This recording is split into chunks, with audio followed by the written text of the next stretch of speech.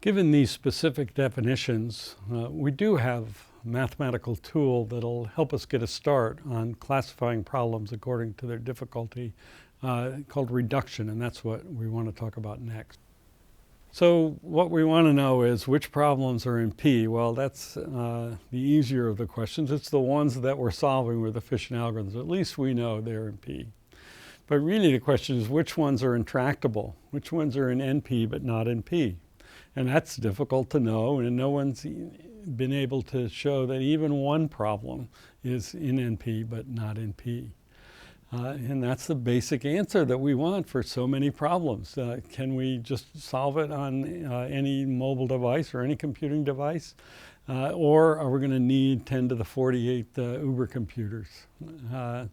So in order to get going, what theoreticians have done is to start with a reasonable assumption. And so that assumption that we're going to start with is that satisfiability, the Boolean satisfiability, simultaneous satisfiability problem, we're going to assume that that one is intractable.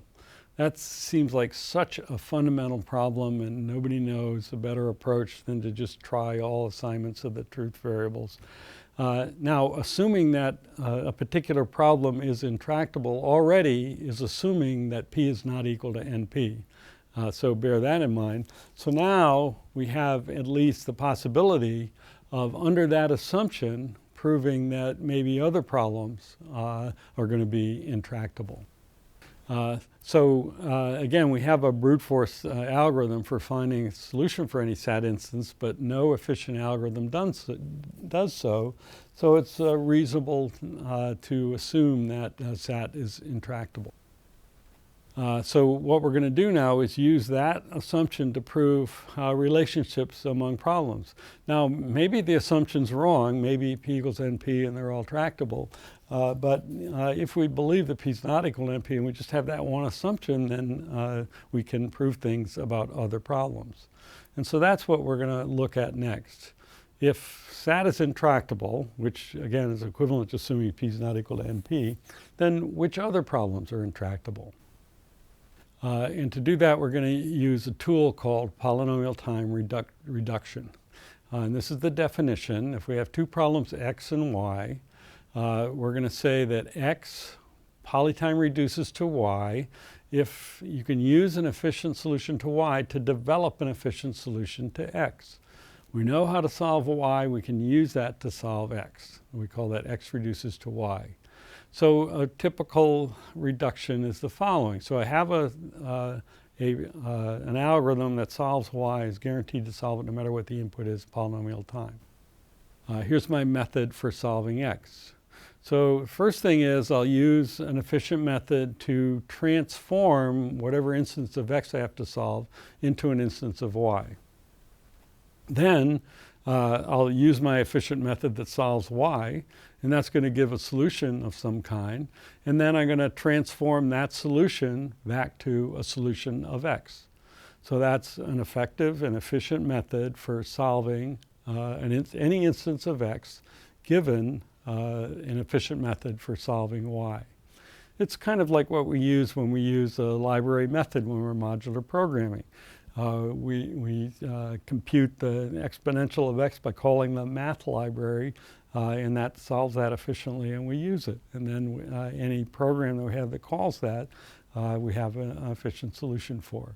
And so this is just a mathematical formalism of that, wrapped around the idea that Y has to be guaranteed to solve any instance of Y in polynomial time, and that the transformations have to be guaranteed to run in polynomial time for the whole thing to work.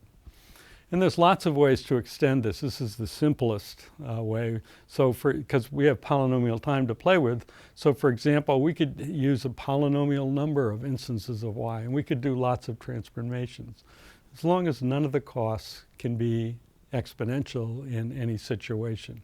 But we get pretty far just with this simple concept of reduction. Now, an important point about polynomial time reduction is that it's transitive. If X reduces to Y, Y reduces to Z, then X reduces to Z. And again, if you think about it in terms of using a library program, that one might use another library program, and so forth. So that is, if x reduces to y, then that's the diagram that we had from the previous page. But if y reduces to c, you can do the same thing for the solution of y. You can transform it into instance of z, use your efficient method for solving z, transform that to y, and then transform that result back to x, and so forth. With this little diagram, you can see that polynomial time reduction is transitive. And we're going to take advantage of that in just a second. So really, from a theoretical point of view, there's two ways to exploit reduction. So the first one is, if I have a new problem and I want to solve it, I can find a problem that I know an efficient algorithm that solves it, like like a library program, and I can say, how does that relate to my new problem?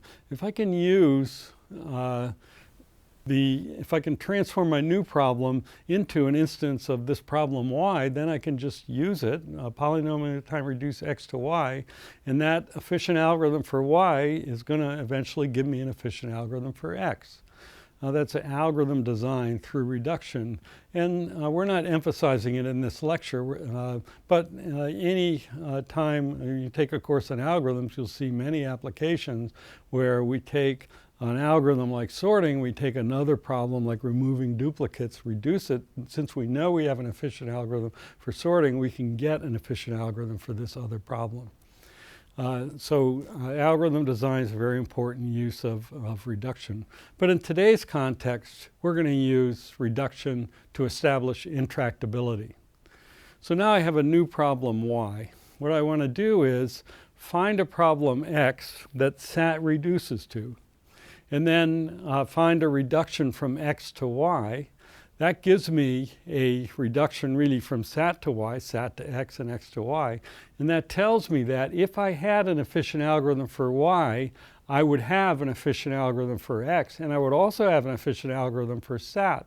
But that's a contradiction because I'm assuming that SAT is intractable. So I can't have, if I have these reductions, I can't have an efficient algorithm for y. That's a critical tool for this lecture. But actually, just think about the easiest option. If I have a problem y, if I can reduce SAT to that problem, and I'm assuming that SAT is intractable, then I know that y is intractable, because an efficient algorithm for y would mean I have an efficient algorithm for SAT.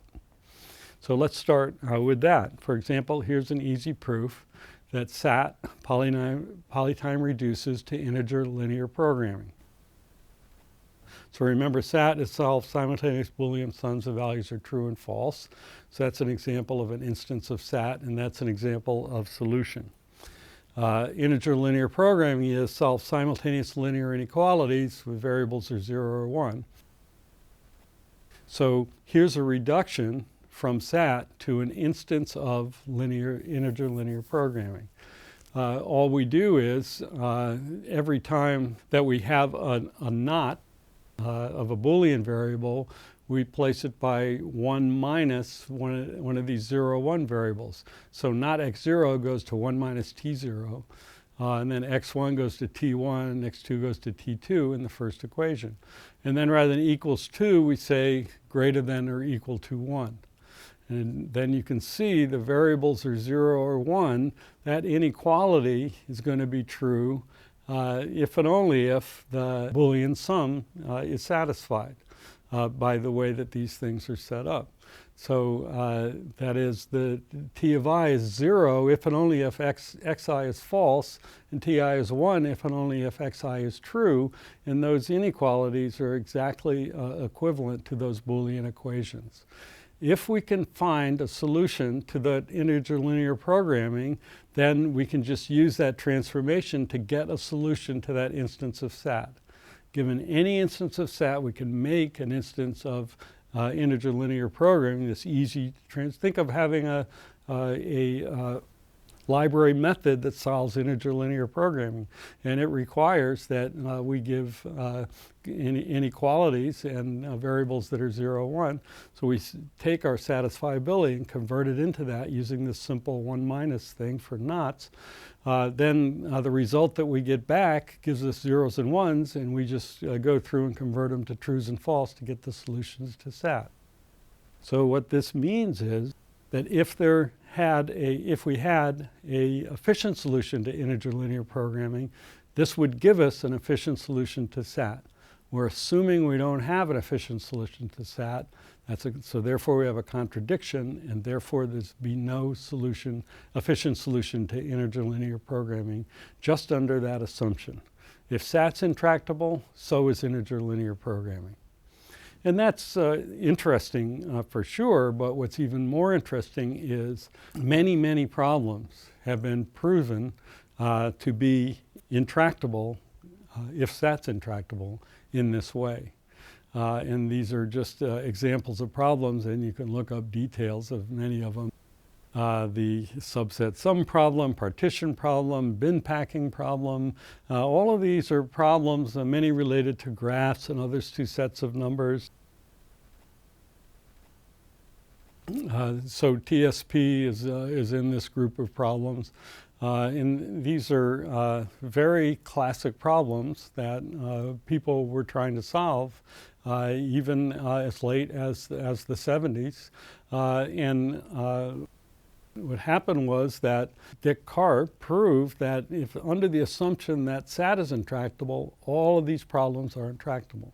And for each one of these arrows, he developed a proof where, given an instance of the one that the arrow points to, if you had an efficient solution to that, you could get an efficient solution to the one it points from. And then therefore, since it goes all the way back to SAT by transitivity, all of these problems are intractable. So Karp's paper on that established the idea that we can classify these problems at least in this way. If SAT's intractable, they're intractable. And that was a great step forward, as it's kind of a way to establish what we think about these problems being difficult. All you have to do is agree that maybe SAT's difficult to understand that all of these are also going to be difficult. Actually, this has been going on for quite some time, for going on 5 decades now, in so many fields of study where certainly computation plays a role, where there's problems that it seems like there's computational solutions to. Protein folding in chemistry, financial markets with friction in economics. This is just a representative list of problems that people would like to have efficient solutions for, but they've been proven to be intractable if SAT's intractable just by reduction from some existing problem that has this property. The list is amazingly long. In fact, there's thousands of scientific papers per year proving that problems that people would like to solve are intractable if SAT's intractable. It's a very important tool in trying to understand that just under the one assumption that there's no guaranteed polynomial time algorithm for SAT, there's not going to be a guaranteed polynomial time algorithm for any of these problems. Huge number of problems. It's very important to understand for anyone trying to use a computer to solve difficult problems.